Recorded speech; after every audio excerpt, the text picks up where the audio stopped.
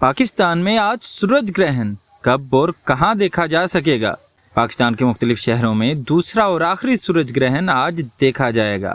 محکمہ موسمیات کا کہنا ہے کہ 4 بجے سورج گرہن اپنے عروج پر ہوگا۔ تفصیلات کے مطابق رواں سال کا دوسرا اور آخری سورج گرہن آج ہوگا۔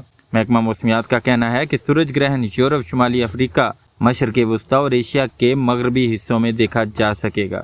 محکمہ موسمیات نے بتایا کہ پاکستان میں بھی جزوی طور پر سورج گرہن دیکھا جائے گا۔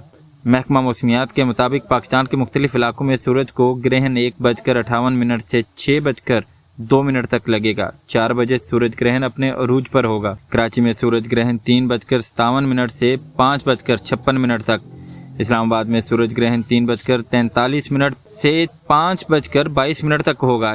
اسی طرح لاہور میں سورج گرہن 3:49 پر شروع اور 5:20 پر، پشاور میں 3:41 پر شروع اور 5:28 اور کوئٹہ میں 3:44 پر شروع اور 5:51 پر ختم ہوگا۔